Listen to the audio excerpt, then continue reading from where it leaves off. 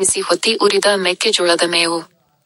ಗದಗ ಜಿಲ್ಲೆಯ ಶಿರಹಟ್ಟಿ ತಾಲೂಕಿನ ಸುಗನಹಳ್ಳಿ ಗ್ರಾಮದ ಹೊರವಲಯದಲ್ಲಿ ಬೆಳ್ಳಟ್ಟಿ ರಸ್ತೆಯಲ್ಲಿರುವ ರೀಸ.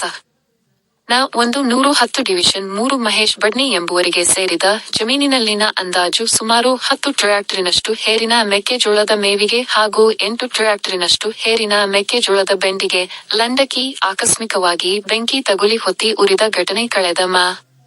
16 ರಂದು ಸೋಮವಾರ ರಾತ್ರಿ 10 ಗಂಟೆಗೆ ಸಂಭವಿಸಿದೆ.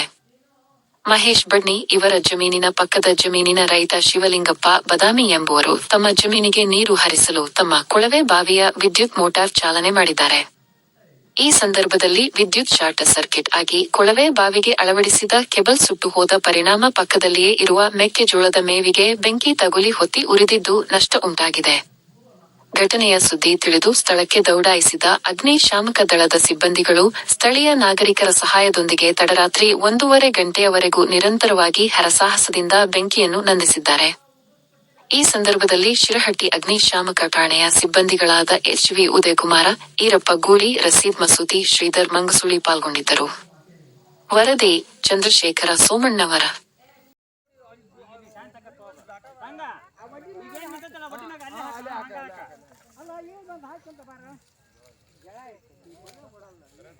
ಬೇಡ ಬೇಡ ಅದೇ ಮುಟ್ಟು ಬರ್ತದೆ. ಈಗ ಅದೆಲ್ಲ ತಾನ ಆಡ್ಕೊಂಡು ಏನಾಗಲ್ಲ.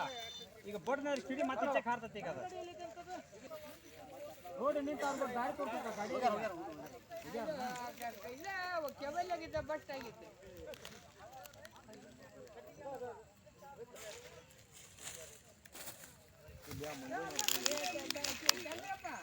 ಹೋಗಕ್ಕ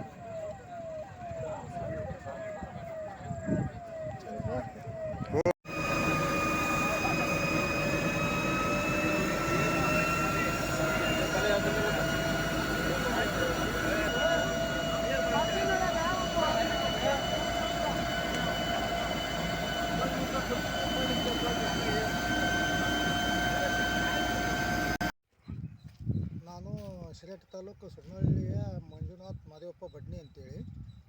ಇಲ್ಲಿ ನಮ್ಮದು ಪಾಪಡೆ ಇತ್ತು, ಗೋಂಜಾಳದ್ದು ಒಂದು 50 ಗಾಡಿದು. ಅದು ಇಲ್ಲಿ ಬಾಜುಕ ಶಿವಲಿಂಗಪ್ಪ ಬಾದಾಮಿ ಅಂತೇಳಿ ಅವ್ರದ್ದು ಮೋಟರ್ ಸ್ಟಾರ್ಟ್ ಮಾಡೋಕ್ಕೆ ಬಂದು ಅಲ್ಲಿ ಕರೆಂಟ್ ಶಾರ್ಟ್ ಆಗಿ ನಮ್ಮ ಪಾಪಡೆ ಲಂಡ್ಕಿಗೆ ಅಗ್ನಿ ಸ್ಪರ್ಶ ಆಗಿ ಅದು ಬಗ್ತಿದ್ದಿಲ್ಲ. ಅಗ್ನಿಶಾಮಕ ದಳದವ್ರು ಬಂದು ಅದನ್ನು ರಾತ್ರಿ 10 ಗಂಟೆಯಿಂದ 1:30 ಮಟನೂ ಶ್ರಮಪಟ್ಟು ಅದನ್ನೆಲ್ಲ ನಂದಿಸಿ ಇದು ಮಾಡಿದ್ರು. ಬಾಜುಕ ಭಾಳ ಇದು ಇತ್ತು, ಪಾಪಡೆ ಅವು ಎಲ್ಲ ಅದನ್ನೆಲ್ಲ ಕಾಪಾಡಿ ಹೋಗ್ಯಾರ ಅಗ್ನಿಶಾಮಕ ದಳದವರು. ವಿದ್ಯುತ್ ಶಾರ್ಟ್ ಸರ್ಕ್ಯೂಟ್ನಿಂದ ಈ ಅವಘಡ ಆಗಿರುತ್ತದೆ.